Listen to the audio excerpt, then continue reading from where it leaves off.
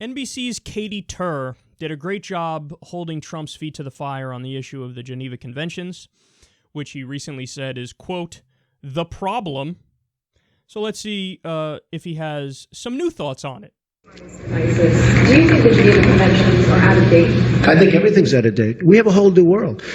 When I said that NATO to Wolf Blitzer is obsolete, I got attacked.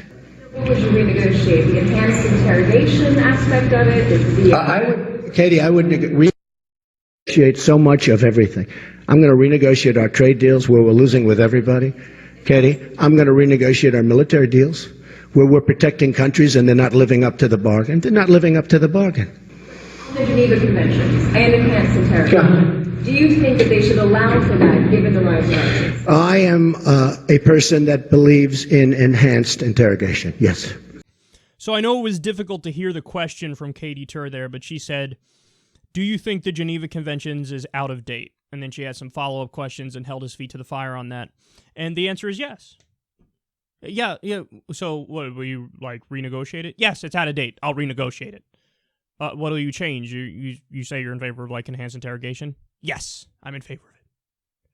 So think about what he just advocated for. Now, by the way, side note, because I care deeply about objectivity and being specific, but when he says, I'd like to renegotiate trade deals and I'd like to renegotiate NATO, I actually agree with him on those things. Now, I don't think he should be the one to negotiate it because, again, I think he's a crazy person.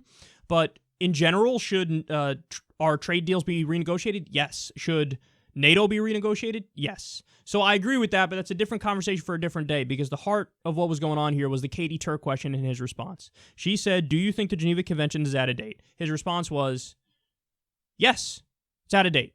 Renegotiate it. And then again, her specific follow-up was, well, in what sense? You talk about things like enhanced interrogation? He's like, yes. So in other words, change international law to legally allow for torture. That's what he's saying. By the way, in what way is the Geneva Conventions out of date? I'd love to hear an explanation on that. Because the Geneva Convention says shit like, don't kill civilians. Trump's like, out of date. That's out of date. And look, he's explained further at other times on this. He's like, well, what do you mean? ISIS, they get to behead people, they get to kill civilians, and what? We're not allowed to respond? We're not allowed to do that? Okay, they're not allowed to do it. What makes them bad is that they do it. That's what makes them bad. That's what makes them ISIS. Trump's like, yeah, I don't understand. Why don't we change the rules so that we could be like ISIS? Because we don't want to be immoral, asshole, barbaric savages, you monumental idiot.